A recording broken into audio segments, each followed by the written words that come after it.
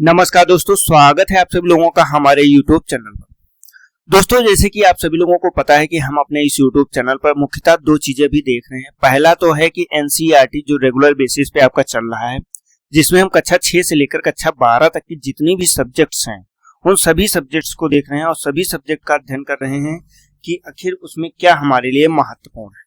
और इसके अंतर्गत जैसे कि हम लोगों ने अपना क्लास 6 का पॉलिटी पूरा कवर कर लिया और इस समय ज्योग्राफी चला रहे हैं और ज्योग्राफी भी अभी जल्दी कवर हो जाएगी। इसके बाद हम लोग कक्षा 6 की हिस्ट्री को स्टार्ट करेंगे।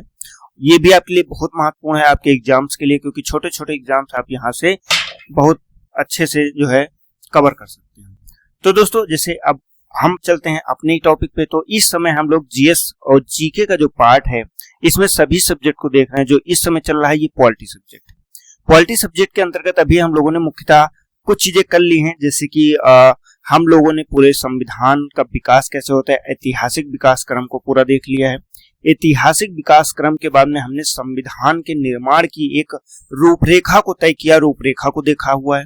और रूपरेखा देखने के बाद में हम आगे बढ़ते हैं तो वहां पे हम देखते हैं अपना स्टार्ट करते हैं भारतीय संविधान, जिसमें सर्वप्रथम हम लोग देखते हैं अपनी प्रस्तावना को। प्रस्तावना को देखने के बाद में हम आगे चलते हैं तो उसमें हम लोग अपने मेन संविधान पे आते हैं, मुख्य संविधान पे आते हैं। और इस पे भाग 1 जो हमारा संघ एवं इसका राज्य क्षेत्र है वो भाग 1 देख लेते हैं। मतलब पूरा भाग 1 हम लोग इसका कवर कर लेते हैं। भाग 1 कवर करने के बाद में हम लोग भाग 2 चलते हैं जो कि नागरिकता था।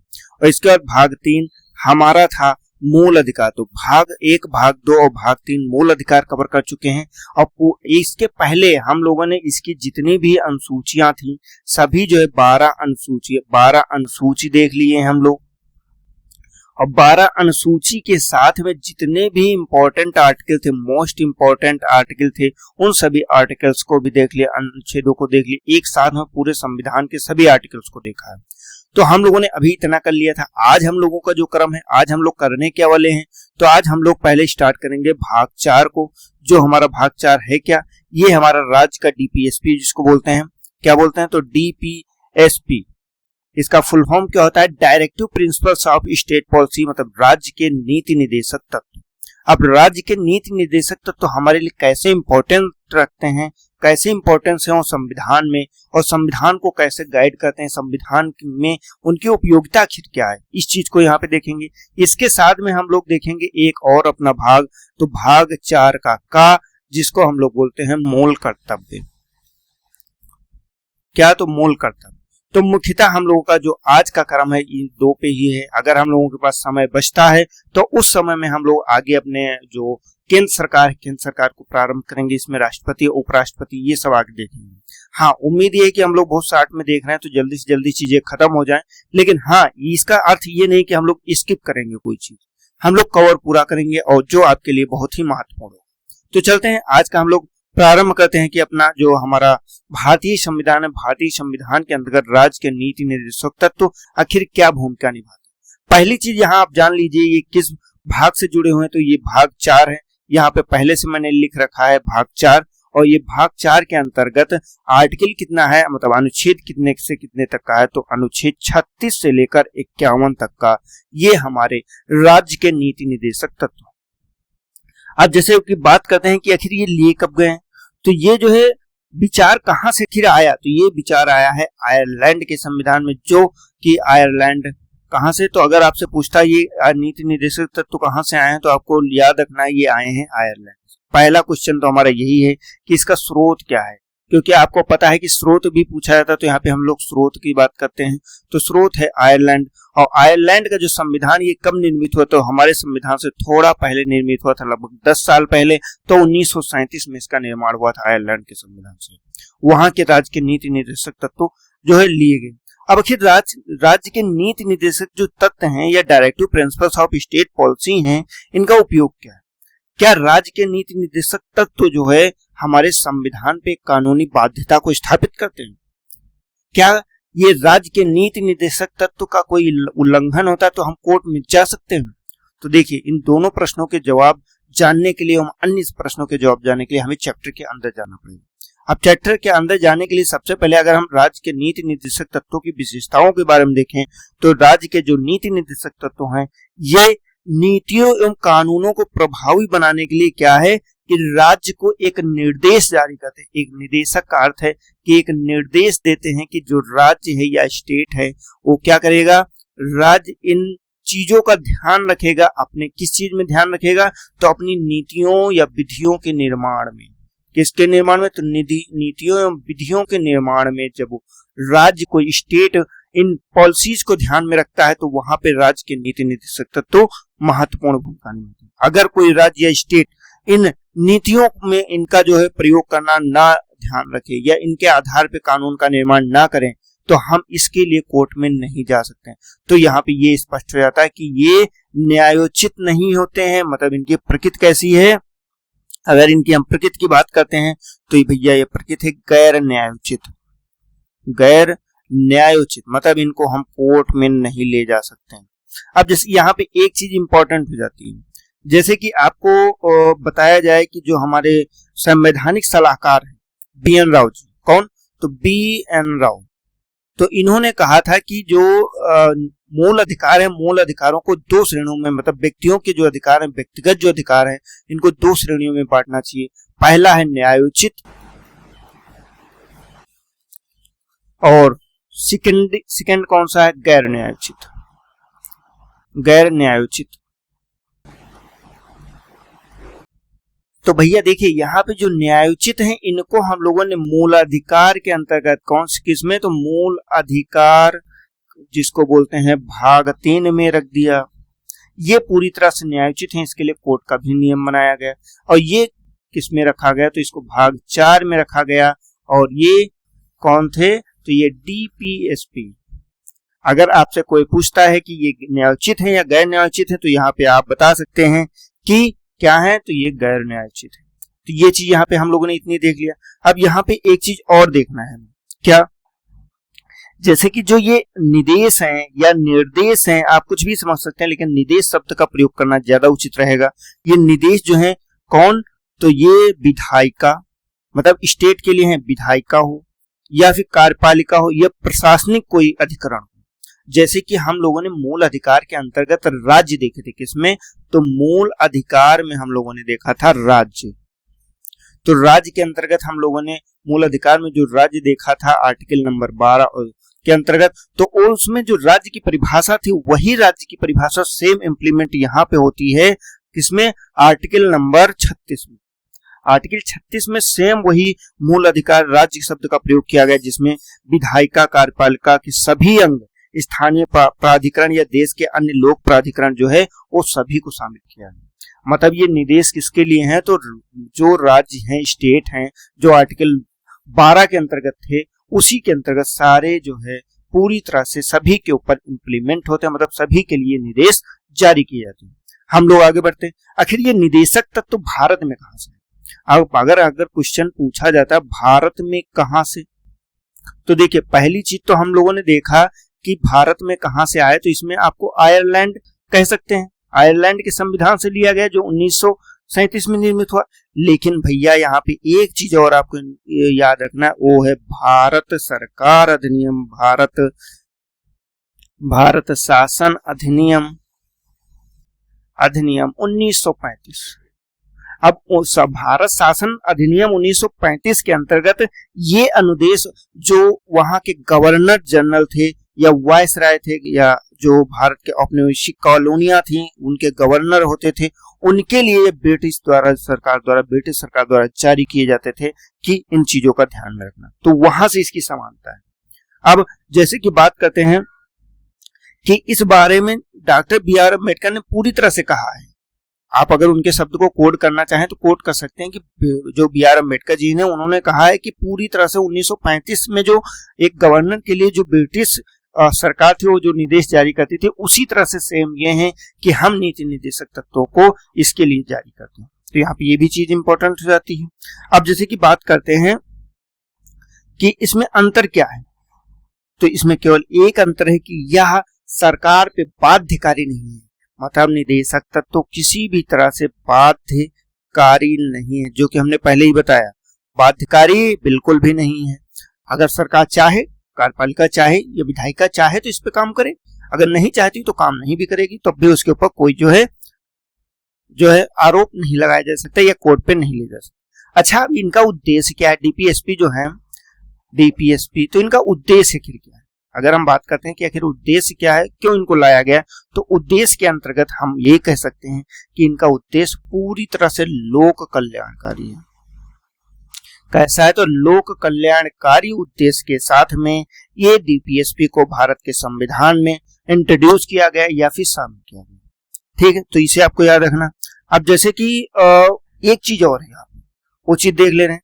जैसे यहाँ पे बाध्यकारी तो नहीं है, लेकिन यहाँ पे एक आर्टिकल है, आर्टिकल नंबर 37, जैसे कि 36 से स्टार्ट होता है, 37 नंबर सेकंड आर्टिकल है। 36 में तो यही कह दिया गया कि जो राज्य की परिभाषा है वो मूल अधिकारों के अनुच्छेद नंबर 13 में, जो अनुच्छेद नंबर 12 में सॉरी, जो दिए गए हैं मूल अधिकार, उन्हीं के समान होगा। लेकिन 37 में क्या कहा गया कि ये जो है बाध्यकारी नहीं है, लेकिन शासन में, भारत का जो शासन है, भारत का शासन इसमें मूलभूत होगा।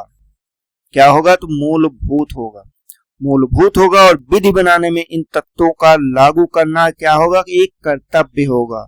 मतलब सरकार का क्या है? ये सरकार का कर्तव्य है। मतलब ये यहाँ पे बाध्यकारी नहीं है, लेकिन ये यहाँ पे मूलभूत है शासन में एवं सरकार पर बाध्यकारी। इन दोनों चीजों को याद रखना है आपको। ठीक, लेकिन अब जैसे कि बात करें कि कभी कभी ये होता है कि इनकी आखिर आवश्यकता क्यों पड़ी। अब जैसे कि बात करते हैं तो निदेशक तत्वों का अगर हम डीपीएसपी का जो है वर्गीकरण करना चाहें तो वर्गीकरण हम मुख्यतः 3 चीजों में कर सकते हैं। पहला, अब यहाँ पे हम लोग वर्गीकरण में चलते हैं। वर्गीकरण, तो वर्गीकरण के अंतर्गत पहला तो भैया है गांधीवादी। क्या है? गांधीवादी। अब गांधीवादी विचारधारा कहीं तो आनी चाहिए थी, तो यहाँ पे आ गया। और इसके बाद क्या है? समाजवादी। समाजवादी हो गया। और इसके बाद आ जाता है उदार, उदार बुद्धिजीवी। इन तीनों का जो है समावेश जहां पे किया गया है, बुद्धिजीवी, उदार बुद्धिवादी। अच्छा, ठीक, बुद्धिजीवी हो गया, उदार बुद्धिजीवी हो गया। तो देखिए ये 3 हैं मुख्यतः जो प्रमुख भूमिका निभाते हैं। अब इन तीनों में हम अलग अलग क्रम में देखेंगे कि आखिर कैसे हमारे जो डीपीएसपी हैं उनको कहाँ पे कैसे कैसे इंट्रोड्यूस किया गया। चलते हैं आगे, चलते हैं हम लोग। जैसे कि पहले स्टार्ट करते हैं समाजवादी से। तो आखिर समाजवादी के अंतर्गत ऐसे कौन से जो है डीपीएसपी के नियम हैं या कानून हैं जिनको शामिल किया गया। अब एक, जैसे कि सभी को न्याय प्रदान करना, जिनका लक्ष्य क्या है? सामाजिक। देखिए अब यहाँ पे एक प्रश्न आपसे पूछा था कि आर्थिक लोकतंत्र का आखिर वर्णन कहाँ पे किया गया या आर्थिक न्याय का वर्णन कहाँ किया गया। तो आर्थिक न्याय अगर आपसे पूछा जाता है तो 2 जगह वो वर्णन किया गया। एक, पहला तो है हमारा प्रस्तावना, हम लोगों ने प्रस्तावना को पूरी अच्छी तरह से समझ लिया। दूसरा कहाँ वर्णन किया गया? तो दूसरा वर्णन किया गया हमारे समाजवाद या फिर हमारा जो डीपीएसपी है इसमें जो है नीति निर्देशक तत्व में वर्णित किया गया। अब इन समाजवाद का क्या मतलब, इसमें क्या है? तो इसमें सामाजिक और आर्थिक न्याय प्रदान करना पहला लक्ष्य क्या है इसका। अगर हम लक्ष्य की बात करते हैं तो इसमें है क्या? तो इसमें जो है सामाजिक एवं आर्थिक न्याय प्रदान करना, सामाजिक व आर्थिक न्याय प्रदान करना। ये आपके लिए मोस्ट इंपॉर्टेंट कॉन्सेप्ट है। आप लोग ये बहुत गलत करते हैं कि अगर आपसे पूछा था आर्थिक न्याय का उल्लेख कहाँ संविधान में किया गया, तो मात्र 2 जगह किया गया है। एक किया गया आपकी प्रस्तावना में, दूसरा किया गया है आपके जो है डीपीएसपी में। और इसका उद्देश्य एक और है कि लोक कल्याण करना। क्या करना? तो लोक कल्याण, ये सबसे महत्वपूर्ण। तो अब समाजवाद के जो ये तत्व हैं इनको शामिल इसलिए किया गया। अब समाजवाद के अंतर्गत ऐसी कौन सी चीज है? क्या आपको लगता है डीपीएसपी के अगर सारे हम लोग अभी हम लोग लास्ट में देखेंगे कि कौन कौन से अनुच्छेद कैसे कैसे उसमें दिया गया, लेकिन उसके पहले हम लोग इसमें समझने की कोशिश करते हैं। जैसे कि सामाजिक और आर्थिक जो है और राजनीतिक न्याय प्रदान करने के लिए क्या किया गया है, जिससे आय हो गया। क्या हो गया? पहला तो हम देख ले रहे हैं आय, प्रतिष्ठा, सुविधा और अवसर। देखिए अवसर वगैरह ये चीजें तो, प्रतिष्ठा वगैरह तो ये तो, लेकिन आय जो है, आय का हम लोगों ने मूल अधिकार में नहीं देखा, लेकिन आय को हम यहाँ पे देख रहे हैं। तो इनका क्या है? इसकी जो असमानता है, अगर इसमें कोई भी असमानता पाई जाती है तो इसको समाप्त करने का, असमानता समाप्त करने का काम कौन करेगा? तो ये करेगा हमारी गवर्नमेंट। इस चीज को ध्यान रखेगी। और ये किस आर्टिकल के अंतर्गत है? तो ये हमारा आर्टिकल नंबर 38 है। आर्टिकल नंबर 38 में इस चीज का उल्लेख किया गया है। हमने लगभग 36 देख लिया क्या है, तो उसमें राज्य की परिभाषा 37 देख लिया कि गैर न्यायोचित है, लेकिन हमारा जो संविधान में एक वो स्थान रखता है शासन व्यवस्था में, एक कर्तव्य है। हम लोगों ने यहाँ पे 38 देख लिया। अब अगला चलते हैं। और तो जितने भी नागरिक हैं, जैसे कि सेकेंड की बात करते हैं, तो जो नागरिकों की जीविका है उसके पर्याप्त साधन को उपलब्ध कराना होता है। और सामाजिक हित के लिए सामुदायिक भौतिक संसाधनों का वितरण को भी समान करने की जिम्मेदारी किसकी होती है? तो वो होती है हमारे सरकार की, जिसमें धन का उत्पादन हुआ या पुरुष स्त्रियों को समान कार्य के लिए समान वेतन हुआ। जैसे कि हम लोग यहाँ पे ये इंपॉर्टेंट था, तो ये आपको याद रखना, समान कार्य के लिए समान वेतन। अभी क्या होता था कि पहले ये था कि लड़कियों को कम वेतन दिया जाता था, लड़कों को ज्यादा वेतन दिया जाता था, मतलब महिला को कम पुरुषों को ज्यादा। तो वही कहा गया कि इसमें समान कार्य के लिए समान वेतन दिया जाएगा, ये दिया गया आर्टिकल नंबर 39 में। और इसमें और भी चीजें शामिल की गई, जैसे कर्मकारों के स्वास्थ्य एवं शक्ति के लिए जो है काम बना करने का जो है सरकार की, बालकों को जो बलपूर्वक श्रम कराया जाता है उससे संरक्षण, तथा बालकों के स्वास्थ्य के विकास के अवसर भी जो है डेवलप करने, वो भी सरकार की जिम्मेदारी होगी। तो ये हमारे समान कार्य के लिए जो है आर्टिकल 39 हो जाता है, ये हमारे लिए इंपॉर्टेंट है। अब आगे एक चीज और इंपॉर्टेंट है कि जो गरीब व्यक्ति हैं, गरीब व्यक्ति के लिए मतलब एक तरह से कैसा, तो समान न्याय उपलब्ध कराने की जिम्मेदारी भी किसकी होगी भैया? तो ये गवर्नमेंट की होगी। समान न्याय उपलब्ध कराने की जिम्मेदारी किसकी होगी? तो ये होगी आर्टिकल नंबर 39 का, ये भी सरकार की जिम्मेदारी। इसी को देखते हुए नालसा मतलब निःशुल्क विधिक सहायता उपलब्ध कराने के लिए एक कानून बनाया गया, जिसके बारे में हम लोग आगे चल के देख लेंगे, ठीक। लेकिन समान न्याय, निःशुल्क न्याय उपलब्ध कराने की भी बात यहाँ पे स्टेट के लिए की गई है कि स्टेट को ये चीज ध्यान में रखना है। अब आगे बढ़ेंगे तो हम आगे इसमें समाजवाद में एक चीज और देख लेंगे। 4 नंबर में हम जाएंगे तो इसमें देख लेंगे काम पाने का अधिकार।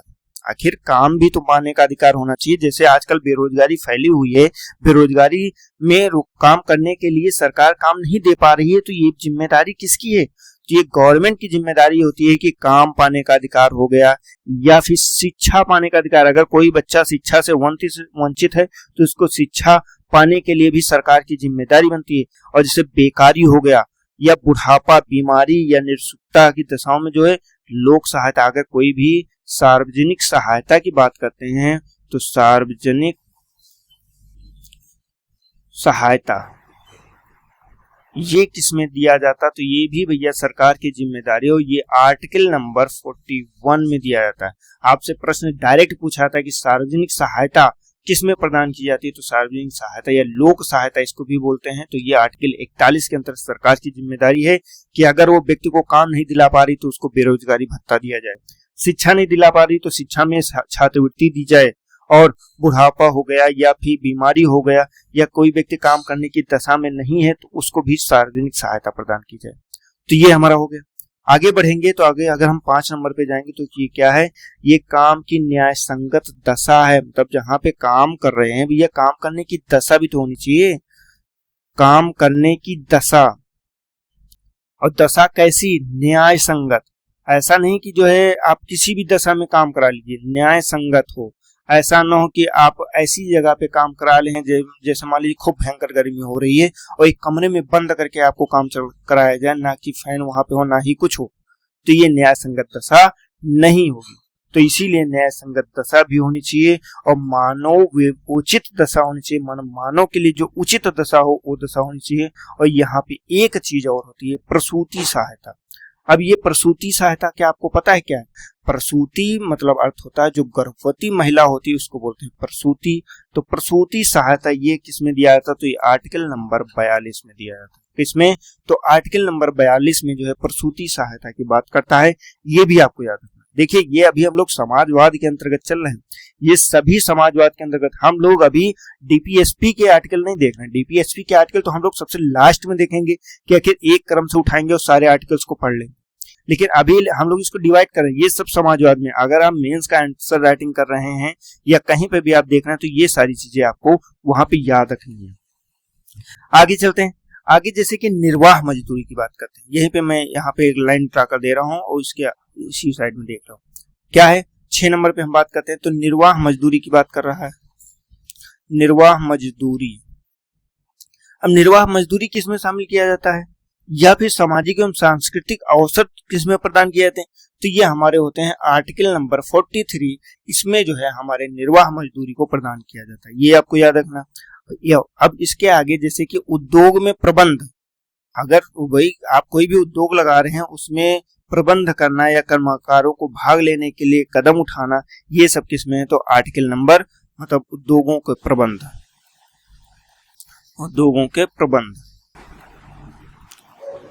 ये किसमें दिया गया, तो ये हमारा दिया गया आर्टिकल नंबर 43 का में। ये चीज भी आपको याद रखना है। इसके अलावा आपको जैसे कि जीवन स्तर को ऊंचा उठाना, यहाँ पे 8 नंबर हम लोग लिख ले रहे हैं। जीवन स्तर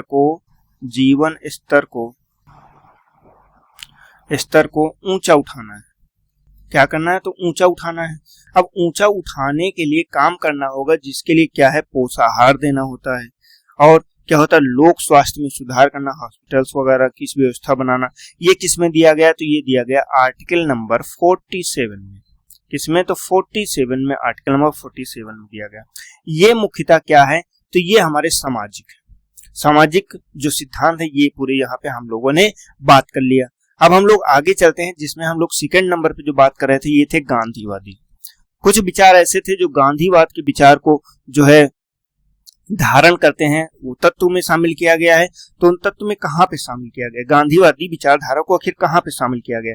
जैसे कि राष्ट्रीय आंदोलन की बात करते हैं तो राष्ट्रीय आंदोलन के दौरान गांधी जी ने बहुत सारी योजनाओं को जो स्थापित किया था।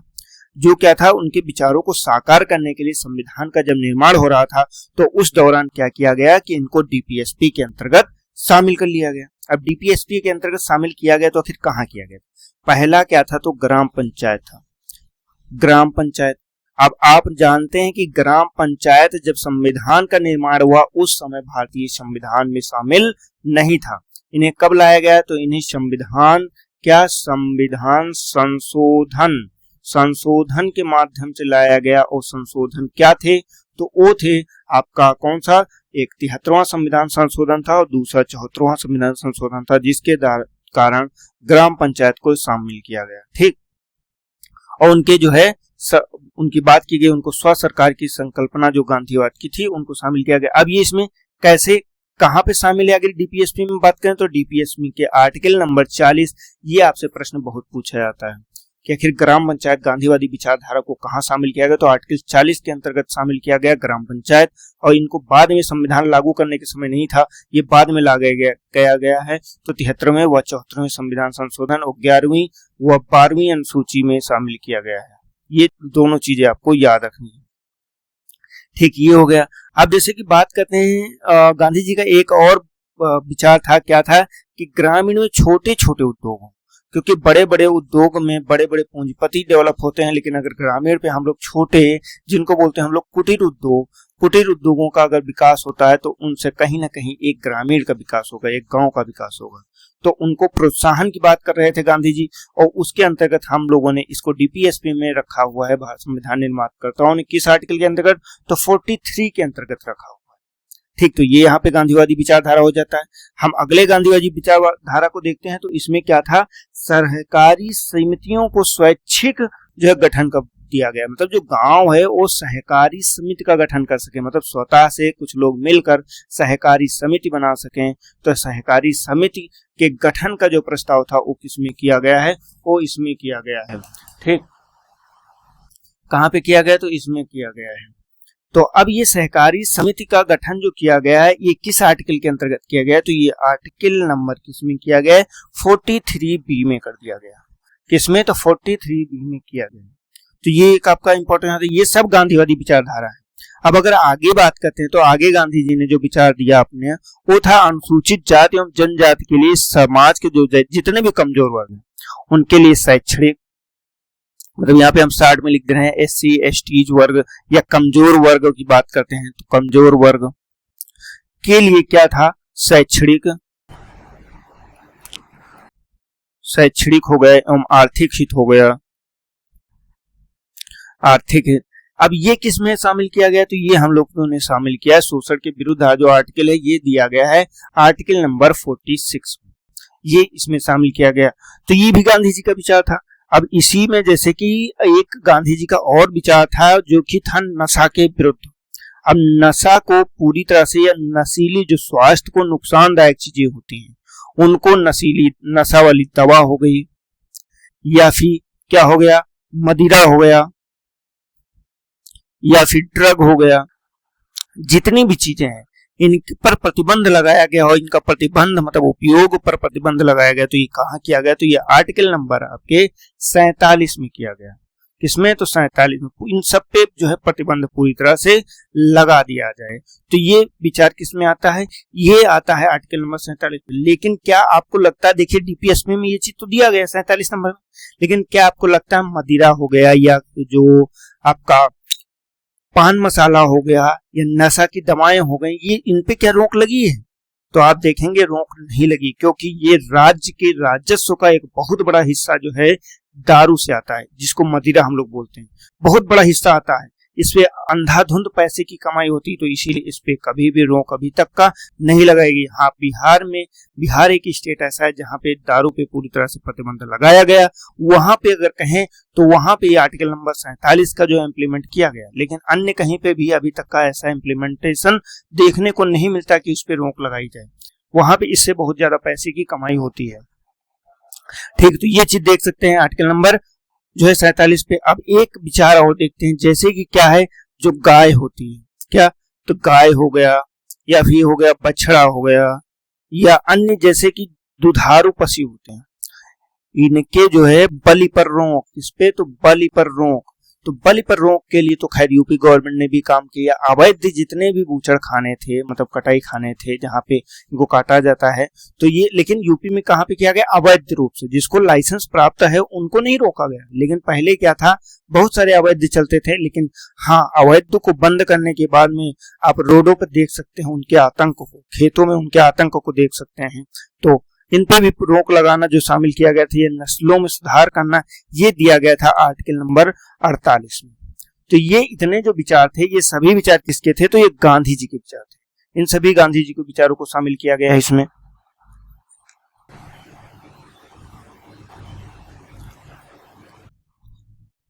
अब जैसे हम लोग आगे बढ़ते हैं तो आगे हम लोग देखेंगे, जैसे इसमें मूल अधिकारों निर्देशक तत्व है, अभी इनको हम बाद में देख ले रहे हैं, इनको हम अभी बाद में देख ले रहे हैं।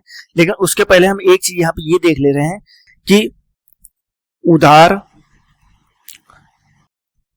बौद्धिक सिद्धांत क्या थे। आखिर उदार बौद्धिक जी जो हम लोगों ने तीसरे नंबर का पॉइंट था, उस पर देख ले रहे हैं कि आखिर ऐसे कौन कौन से सिद्धांत हैं जो उदार बौद्धिकतावादी हैं। तो इसमें जैसे कि भारत के लिए क्या है, समस्त राज्य क्षेत्रों के लिए नागरिकों के लिए क्या है, एक समान नागरिक संहिता, एक नागरिक संहिता की बात करता। पहला तो यही है, एक समान नागरिक संहिता। तो एक समान नागरिक संहिता जो कि दिया गया है आर्टिकल नंबर 44 में। अब इसमें क्या है, चाहे हिंदू हो, चाहे मुस्लिम हो, चाहे कोई भी धर्म का व्यक्ति हो या किसी भी स्टेट का व्यक्ति हो, सभी के लिए एक ही नागरिक कानून लागू होंगे, जो कि आर्टिकल नंबर 44 में। हाँ, इसका प्रयास भी किया जा रहा है, जैसे कि गोवा वगैरह हुआ, वहां पे एक समान नागरिक संहिता को लागू किया जा चुका है। तो उसी तरह से कई जगह पे इसकी समितियां भी गठित की गई हैं कि एक समान नागरिक संहिता को कैसे लागू किया जाए। तो ये काम चल रहा है धीरे धीरे। अब जैसे कि अन्य पे बात करते हैं, तो सेकंड पे जैसे चलते हैं, तो जो 14 वर्ष के बच्चे हैं, कितने, तो 14 वर्ष के सभी बच्चों की जो आयु है, इनको अनिवार्य, निःशुल्क और अनिवार्य शिक्षा। क्या, तो पहली चीज तो है निःशुल्क व अनिवार्य शिक्षा की बात यहाँ पे की गई है। अब इनको निःशुल्क या अनिवार्य शिक्षा प्रदान करना, ये किसमें शामिल किया गया है, तो ये हमारे आर्टिकल नंबर 45 में शामिल किया गया है। अब इसमें जैसे कि क्या है, कृषि पालन, कृषि और पशुपालन के लिए आधुनिक एवं वैज्ञानिक प्रणाली क्या है, ये भी देखिए उदार है, मतलब इसमें बहुत ही विस्तृत दृष्टिकोण को अपनाया गया है। कृषि हो गया या फिर पशुपालन हो गया। किसमें? तो पशुपालन हो गया।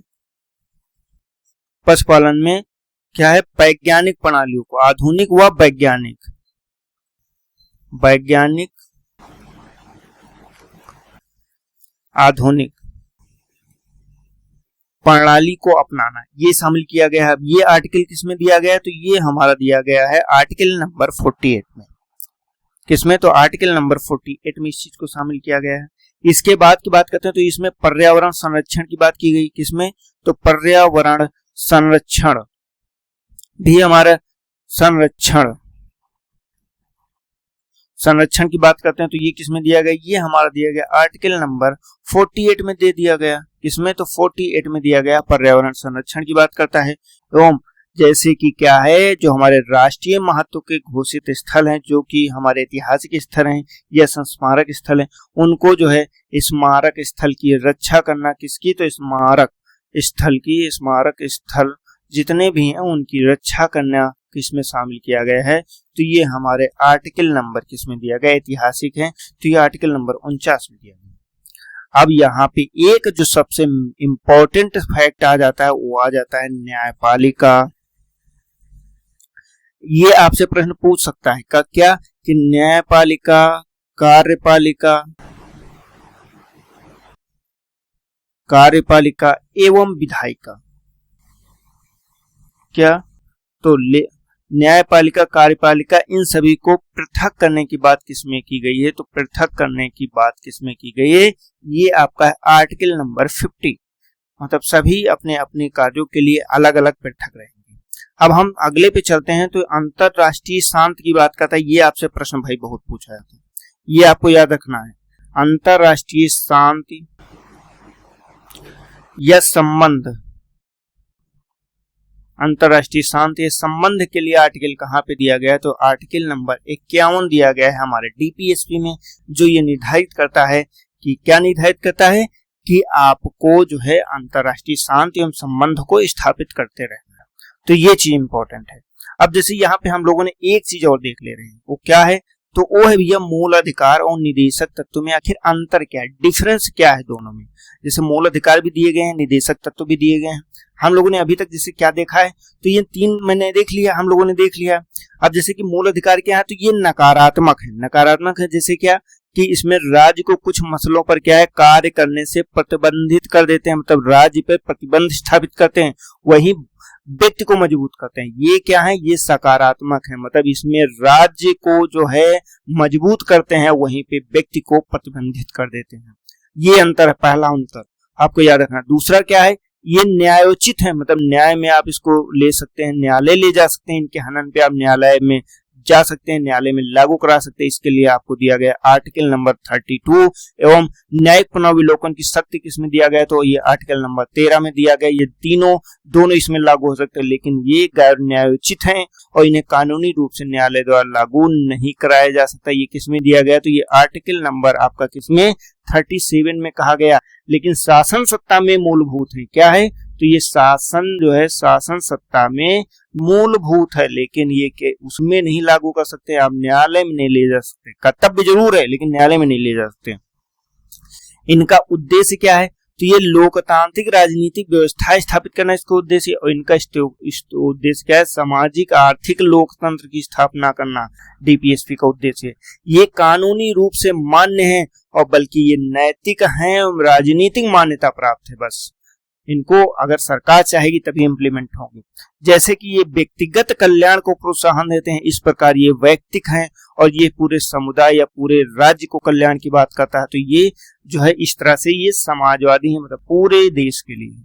इनको लागू करने के लिए विधान की आवश्यकता नहीं है, ये स्वतः ही लागू हो जाते हैं, और ये लागू करने के लिए कोई ना कोई कानून या कोई ना कोई विधान बनाना पड़ेगा, तब जाके ये लागू होंगे, क्योंकि ये डायरेक्टिव प्रिंसिपल्स है, मतलब ये सिर्फ निर्देश दे रहे हैं कि आपको ये सरकार को ये करना है। अब सरकार कर रही है कि नहीं कर रही, करेगी तो कैसे करेगी तो नियम बना के करेगी ना। तो इसलिए जो है जैसे कि 14 वर्ष के बच्चों को जो हम लोगों ने अभी देखा कि 14 वर्ष के बच्चों के लिए निःशुल्क एवं अनिवार्य शिक्षा, उसके लिए हम लोगों को सर्व शिक्षा अभियान लागू करना पड़ेगा। सर्व शिक्षा मतलब सभी के लिए शिक्षा का नियम लागू करना पड़ा, तो ये चीज इंपॉर्टेंट हो जाती है। हम चलते हैं आगे, देखते हैं न्यायालय इस बात को लिए बाध्य है कि किसी भी मूल अधिकार का हनन पर की विधि या गैर संवैधानिक या अवैध घोषित करे तो वो विधि क्या है, जीरो हो जाएगी। मतलब ऐसी कोई भी विधि नहीं जो मूल अधिकारों का हनन कर सके।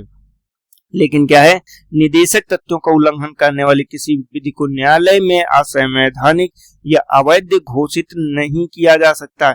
यद्यपि विधि की वैधता को इस आधार पर सही या गलत ठहराया जा सकता है कि इनसे निदेशक तत्वों को प्रभावित करने वाले लागू किया गया था, ठीक, लेकिन उनको गलत ठहराया, हम कोर्ट में उनको नहीं ले जा सकते, ये चीज आपको याद रखना है, ठीक। लेकिन हाँ, जैसे कि यहाँ पे एक चीज ये आ जाता है कि संविधान की मूल भावना या मूल तत्व का उल्लंघन जब होता है तो उसमें केशवानंद भारतीवाद आपने देखा होगा जो 1973 का मामला था, उसके अंतर्गत कुछ विधियों को इस आधार पर जज किया जा सकता है कि ये ऐसा तो नहीं मूल भावना का उल्लंघन कर रहे हैं। वहां पे एक बार कोर्ट इसमें थोड़ा सा हस्तक्षेप कर सकते, लेकिन वो ये नहीं कह सकती कि आपको इन्हें लागू ही करना है, ठीक। तो ये चीज इंपॉर्टेंट हो जाती है हमारे लिए।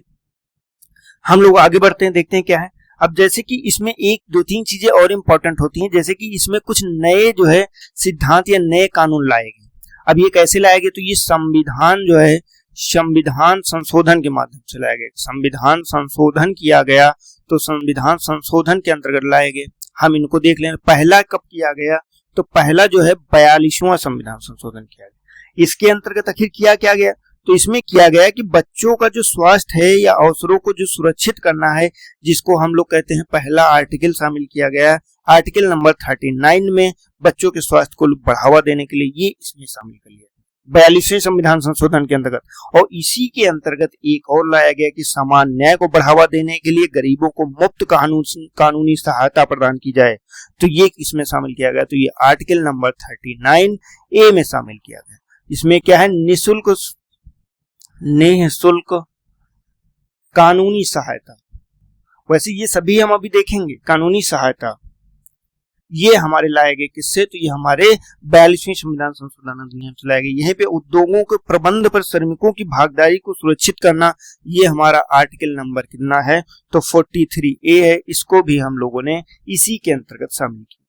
और इसमें एक और लाया गया कि रक्षा किसकी करनी है, पर्यावरण को बेहतर बनाने का काम करना है, जो कि शामिल किया गया है आर्टिकल नंबर 48A के अंतर्गत। इसको भी शामिल किया गया। तो ये टोटल 4 आर्टिकल हैं जिनको 42वें संविधान संशोधन के अंतर्गत लाया गया। अब इसके बाद अगला संविधान संशोधन आता है। ये संविधान संशोधन कब होता है, तो ये होता है 1976 में। इसके बाद आपका 44वां संविधान संशोधन होता है, जो होता है आपका कब, तो ये होता है 1978 में। अब इसके अंतर्गत आखिर क्या क्या लाया गया, तो इसके अंतर्गत मात्र जो है आपका एक आर्टिकल लाया गया जिसमें क्या कहा गया, आय या फिर प्रतिष्ठा एवं सुविधा जो है या अवसर की जो समानता है असमानता होती है उसे पूरी तरह से समाप्त किया गया है। और ये आर्टिकल नंबर लाया गया 38 में। ये चीज है, मतलब जो असमानता है असमानता को समाप्त करना, असमानता को समाप्त करना है, ये हमारा इंपॉर्टेंट हो जाता है। इसके बाद हम लोग आगे बढ़ते हैं तो हमारा आगे आता है, एक आता है 86वां संविधान संशोधन।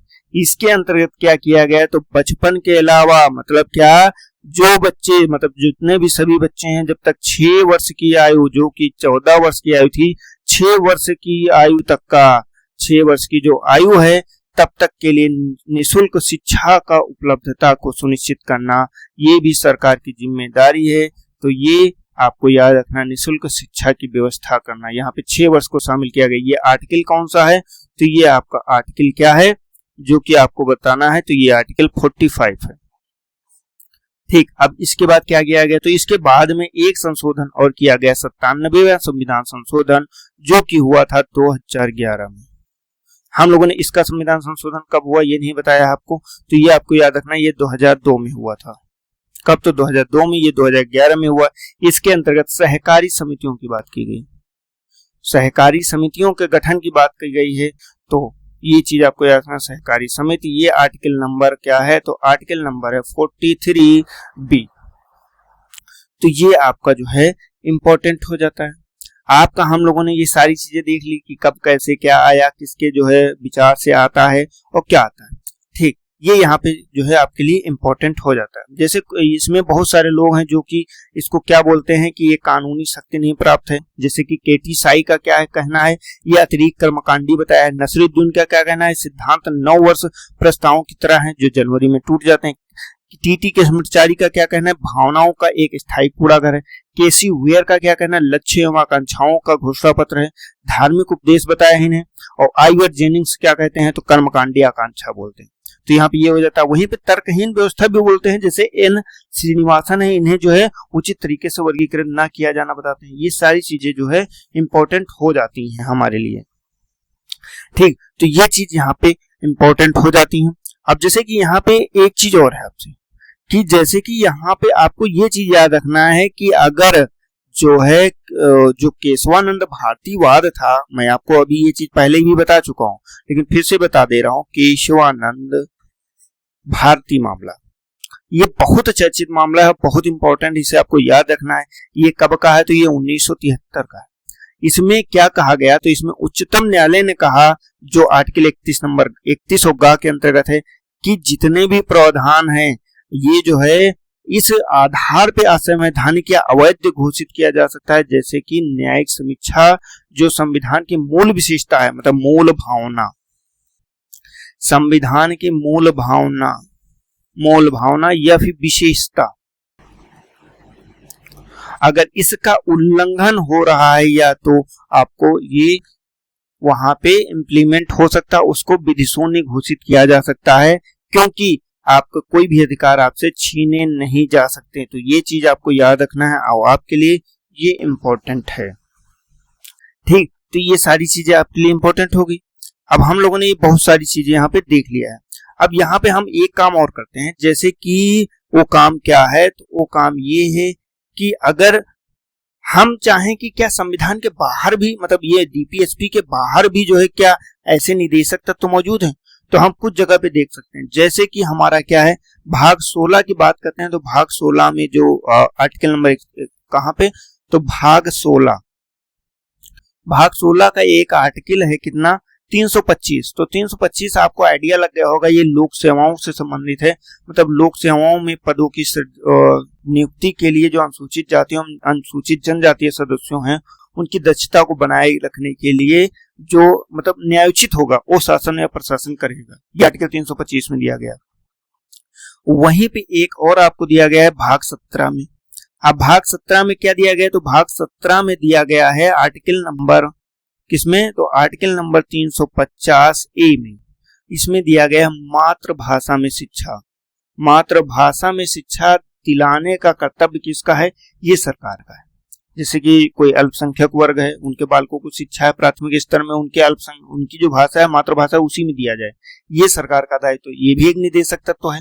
अब इसके अलावा एक आर्टिकल और दिया गया भाग 17 के अंतर्गत ही, वो है आर्टिकल नंबर 351। इसमें क्या दिया गया है, तो इसमें दिया गया हिंदी के विकास का दायित्व। हिंदी के विकास का दायित्व दिया गया, या सामाजिक संस्कृति या अभिव्यक्ति को जो बढ़ाना है, ये किसको दायित्व रहेगा, तो ये सरकार का। तो हमारे जो डीपीएसपी है, डीपीएसपी भाग 4 से बाहर ये हमारे निदेशक तो मौजूद हैं, जो सरकार को ये निर्देश देते हैं कि आपको कुछ कार्य अलग से भी करने हैं।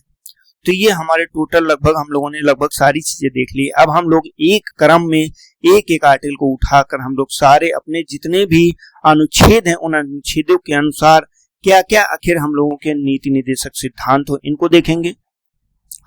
और इसके बाद हम लोग आगे बढ़ेंगे, देखेंगे अपने मूल कर्तव्यों को। हम लोग बढ़ते हैं, देखते हैं कि हमारा जो पहला अनुच्छेद इसमें दिया गया है, ये है अनुच्छेद नंबर 36, जिसमें राज्य की परिभाषा दिया गया है। ये हमारे आर्टिकल नंबर 12 में जो राज्य की परिभाषा है, वही परिभाषा यहाँ पे भी लागू होती है। और आर्टिकल नंबर 37 में किया गया, इस भाग में समाहित सिद्धांतों को लागू करना जो कि न्यायोचित नहीं है, मतलब आप इसको ले नहीं जा सकते, लेकिन सरकार के लिए मूल भावना है, सरकार के लिए कर्तव्य है। ठीक, आर्टिकल नंबर 38 पे चलते हैं। ये राज्य द्वारा जन कल्याण के लिए सामाजिक व्यवस्था को बढ़ावा देना हो जाता है। आर्टिकल नंबर 39 में क्या है, राज्य द्वारा अनुसरण किए जाने वाले कुछ नीति सिद्धांत हैं। और 39(1) में क्या दिया गया, सामान्य एवं निःशुल्क कानूनी सहायता की बात करता है। अनुच्छेद 40 में क्या है, ग्राम पंचायतों के संगठन। हम लोगों ने इनको अलग अलग देखा है, अब एक साथ देख रहे हैं, ये मत कंफ्यूज होइएगा। अगर इसकी डिटेल देखना तो पीछे आप वीडियो में बैक जाएंगे तो वहां पे आप देख सकते हैं कि मैंने डिटेल में बताया कि इसमें क्या क्या चीजें हैं। 41 नंबर क्या है, कुछ मामलों में काम का अधिकार हो जाता है, शिक्षा का अधिकार हो जाता है, या फिर सार्वजनिक सहायता या लोक सहायता जिसको बोलते हैं, वो 41 में दिया गया है। 42 में क्या दिया गया है, न्यायोचित एवं मानवीय कार्य दिशाओं एवं मातृत्व सहायता के लिए प्रावधान करने का विचार दिया गया आर्टिकल 42 में। अनुच्छेद नंबर 43 में दिया गया कर्मचारियों के निर्वाह वेतन आदि के बारे में बात की गई। वहीं पे अनुच्छेद नंबर 43(1) में क्या दिया गया, तो उद्योगों के प्रबंध के लिए कर्मचारियों की सहभागिता को दिखाया गया है। अनुच्छेद 43(b) में सहकारी समितियों को प्रोत्साहन की बात करता है। आर्टिकल नंबर 44 की बात करते हैं तो यहाँ पे नागरिकों के लिए समान नागरिक संहिता की बात करता है। और अनुच्छेद 45 में दिया गया बालपन पूर्व देखभाल या 6 वर्ष से कम आयु के बच्चों के लिए शिक्षा की व्यवस्था, जैसे कि जिसको आंगनबाड़ी बोलते हैं, तो आंगनबाड़ी बोलते हैं, वहां पे शिक्षा की जो व्यवस्था की जाती है, खेल खेल में शिक्षा की व्यवस्था की जाती है, वो आर्टिकल 45 में दिया गया। आर्टिकल नंबर 46 में दिया गया अनुसूचित जाति, अनुसूचित जनजाति या कमजोर वर्गों के लिए शैक्षिक एवं आर्थिक हितों को बढ़ावा देना हो जाता है। आर्टिकल नंबर 47 में दिया गया पोषाहार का स्तर बढ़ाना, जीवन स्तर को सुधारने तथा जन स्वास्थ्य की स्थिति को बेहतर करने या सरकार संबंधी सरकार का जो कर्तव्य है वो आर्टिकल 47 में दिया। आर्टिकल 48 में बताया गया कृषि एवं पशुपालन का संगठन, और 48(1) में दिया गया पर्यावरण का संरक्षण, संवर्धन तथा वन एवं वन्य जीवों की सुरक्षा की बात करता है। वहीं पे आर्टिकल नंबर आपका 49 में दिया गया स्मारकों तथा राष्ट्रीय महत्व के संस्थानों को या स्थानों को वस्तुओं का संरक्षण की बात करता है। और आर्टिकल नंबर 50 दिया गया न्यायपालिका का कार्यपालिका से अलगाव, जो न्यायपालिका है वो कार्यपालिका से अलग होगी, ये दिया गया आर्टिकल नंबर 50 में। और आर्टिकल नंबर 51 में जो आपके ये कुछ जो है दिया गया, ये है अंतर्राष्ट्रीय शांति एवं सुरक्षा को प्रोत्साहन, ये दिया गया आपका आर्टिकल नंबर 51 में। तो ये हम लोगों को जो डीपीएसपी थे ये पूरी तरह से समाप्त हो जाते हैं, और डीपीएसपी में हम लोगों ने सारी इंपॉर्टेंट चीजों को देख लिया। अब हम लोगों का अगला भाग है, ये बहुत छोटा भाग है जिसको भाग 4 का बोलते हैं, ये मूल कर्तव्य है। मूल कर्तव्य मुश्किल से इतना छोटा है कि क्योंकि इसमें 2-3 चीजें इंपॉर्टेंट हो जाती है। पहली चीज इंपॉर्टेंट है कि मूल कर्तव्यों को आखिर लाया कहां से गया, ये आपको याद रखना है। तो ये मूल कर्तव्यों को लाने का श्रेय दिया जाता है जो पूर्वी रूसी है, मतलब पहले जो पूर्वी रूसी था जिसको यूएसएसआर बोलते हैं, यूएसएसआर पूर्वी रूस, उससे लाया गया है। अब वहां से लाया गया है ये क्या, मूल कर्तव्य लाया गया। अब मूल कर्तव्य को संविधान में आखिर जोड़ा कब गया, तो ये भैया आपको जोड़ा गया एक संविधान संशोधन के द्वारा, जिसमें हमारा संविधान संशोधन का नाम है 42वां संविधान संशोधन। 42वें संविधान संशोधन को एक मिनी संविधान, मतलब छोटा संविधान भी कहा जा सकता है, संविधान संशोधन है संशोधन। और ये आया कब था, तो ये आया था 1976 में। कब, तो 1976 में 42वां संविधान संशोधन किया जाता है। और आखिर मूल कर्तव्यों को लाने का काम कौन करता है, तो एक जो है 1976 में ही कांग्रेस पार्टी थी जो नेतृत्व करता थे, तो वहां पे क्या किया गया, एक समिति का गठित किया गया जिसको नाम दिया गया स्वर्ण सिंह समिति। किसके, तो स्वर्ण सिंह समिति जो है, स्वर्ण सिंह समिति की सिफारिश के पर जो है इसका गठन किया गया था। और स्वर्ण सिंह समिति के आधार पर ही सर्वप्रथम क्या किया गया, तो 42वां संविधान संशोधन लाया गया, जिसके अंतर्गत कितने, तो 10 जो है मूल कर्तव्यों को शामिल किया गया। कितने, तो 10 मूल कर्तव्य। देखिए आपको इसमें 2-3 चीजें ही याद करनी। पहली चीज तो ये कि स्वर्ण समिति कौन सी थी, तो स्वर्ण सिंह समिति थी। संबंधित भाग कौन सा है, तो अनुच्छेद, मतलब ये भाग 4 का है। और इसका आर्टिकल अगर इंपॉर्टेंट आपसे पूछता कौन है, तो आपका ये 51 का आर्टिकल है। डीपीएसपी का 51 में ही एक सब पार्ट जोड़ा गया 51 का, वही से संबंधित है। तो ये चीज आपको याद रखना है। और इसमें एक चीज और किया गया कि वो आपका कब जोड़ा गया, जैसे कि आपको देखिए, आपको 10 तो मूल कर्तव्य जोड़ दिए गए, लेकिन एक मूल कर्तव्य कब जोड़ा गया, तो एक मूल कर्तव्य जोड़ा गया है बाद में। वो कब जोड़ा गया, तो वो जोड़ा गया 86वें संविधान संशोधन से। कब, तो 86वें संविधान संशोधन के अंतर्गत जोड़ा गया है। और ये संशोधन कब हुआ, तो ये 2002 में हुआ। और ये किससे संबंधित था, तो ये पूरी तरह से शिक्षा से संबंधित था, जो लास्ट इसके अंतर्गत 11वां मूल कर्तव्य जोड़ा गया। अब जैसे आपसे पूछता है कि टोटल मूल कर्तव्य कितने हैं, तो 10 ये हो जाते हैं, एक ये हो जाता है, टोटल आपके 11 जो है 11 मूल कर्तव्य हैं आपके। तो अगर आपसे पूछा था मूल कर्तव्यों की संख्या कितनी है, तो 11 है। आपको याद इसमें इतनी ही चीजें करनी है। अब हम लोग एक बार मूल कर्तव्यों को सारे मूल कर्तव्य एक साथ में देख लेंगे, बस ये मूल कर्तव्य हमारा समाप्त हो जाएगा। ठीक है, चलते हैं देखते हैं हमारे मूल कर्तव्यों के बारे में। देखिए मूल कर्तव्यों की सूची, जैसे कि अनुच्छेद 51 का के अंतर्गत जितने भी मूल कर्तव्य हैं उनकी सूची यहाँ पे दिया गया। ये प्रत्येक नागरिक का कर्तव्य होगा कि वह क्या करे। पहला मूल कर्तव्य है कि संविधान का पालन करे, जो भारतीय संविधान है इसका पालन करे, उसके आदर्शों, उसकी संस्थाओं तथा राष्ट्र ध्वज एवं राष्ट्रगान का आदर करे और सम्मान करे। ठीक, दूसरा मूल कर्तव्य है स्वतंत्रता के लिए हमारे जितने भी राष्ट्रीय आंदोलन से प्रेरित करने वाले उच्च आदर्श हैं उनको अपने हृदय में संजोए रखे एवं उनका पालन करें। तीसरा मूल कर्तव्य क्या बनाया गया, भारत की संप्रभुता एवं एकता एवं अखंडता की रक्षा करना, ये भी प्रत्येक नागरिक का एक कर्तव्य एवं उसे छोड़ रखना है। देश की रक्षा करना है और आवाहन मतलब बुलाए जाने पर राष्ट्र की सेवा के लिए तत्पर रहना है और राष्ट्र की सेवा करना भी ये प्रत्येक नागरिक का एक कर्तव्य है। भारत के सभी लोगों में समरसता, समान भातृत्व की भावना का निर्माण करना, जो धर्म, ये देखिए धर्म, भाषा, प्रदेश या फिर वर्ग आधारित सभी भेदभावों से परे हो, मतलब ऐसा कोई भी भेदभाव ना हो, सभी में भाईचारे की भावना हो। ऐसी प्रथाओं का त्याग करे जो स्त्रियों के सम्मान के विरुद्ध हो। देखिए ये यहाँ पे दिखाया गया है, एक इम्पोर्टेंट है, ये आपसे पूछा जाता है कि आखिर स्त्रियों का सम्मान किया जाए, ये किसमें शामिल किया गया है, तो ये हमारे मूल कर्तव्यों में है कि स्त्रियों को सम्मान करना है और उनके सम्मान के विरुद्ध जो भी धारणाएं हैं उनको खत्म करना है। छठे पे चलते हैं, तो छठा है हमारी सामाजिक सांस्कृतिक एवं गौरवशाली परंपरा के महत्व को समझना है एवं उनका परिरक्षण मतलब उसे रक्षा करना है। प्राकृतिक पर्यावरण जिसके अंतर्गत वन हो गया, झीलें हो गया, नदी हो गया, वन्य जीव हो गया, इसकी रक्षा करना है, उसका संवर्धन करना है एवं प्राणी मात्र के प्रति दया भाव रखना। देखिए डीपीएसपी में भी हमारे पर्यावरण की संरक्षण की बात की गई है और हमारे मूल कर्तव्यों में भी पर्यावरण संरक्षण की बात यहाँ पर की गई है। आपको दोनों चीजें याद रखनी, दोनों चीजें आपके लिए इंपॉर्टेंट है। अगले चलते हैं, तो वैज्ञानिक दृष्टिकोण को मानववाद या ज्ञानार्जन या सुधार की भावना का विकास करना है, ये भी आपको इंपॉर्टेंट है। सार्वजनिक संपत्ति को सुरक्षित रखना है, वह हिंसा से दूर रहे, ये भी आपको करना है। जितनी भी सार्वजनिक संपत्ति होती है उसकी रक्षा करने की जिम्मेदारी भी प्रत्येक व्यक्ति की होती है एवं हिंसा से दूर रहने की भी जिम्मेदारी है। व्यक्तिगत या सामूहिक गतिविधियों के सभी क्षेत्रों में उत्कर्ष को बढ़ाने वाले सतत प्रयास करें, जिससे राष्ट्र निरंतर बढ़ते हुए प्रयत्न एवं उपलब्धि की नई ऊंचाइयों को छू ले। ये हमारा 10वां है।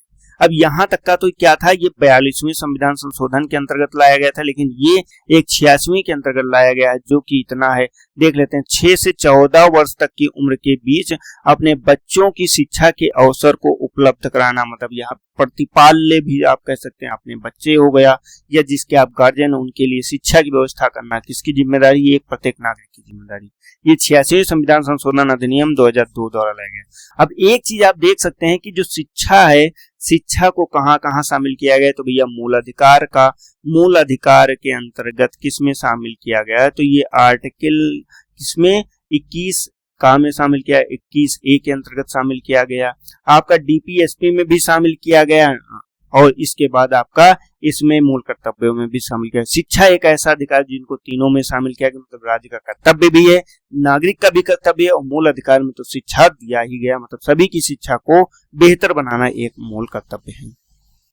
ठीक है दोस्तों, जैसे कि अब हम सब लोगों ने अपने अपने मुख्य बिंदुओं को देख लिया है, जिसमें हम लोगों ने डीपीएसपी को बहुत अच्छे से समझा, वहीं पे हम लोगों ने मूल कर्तव्य को भी समझा।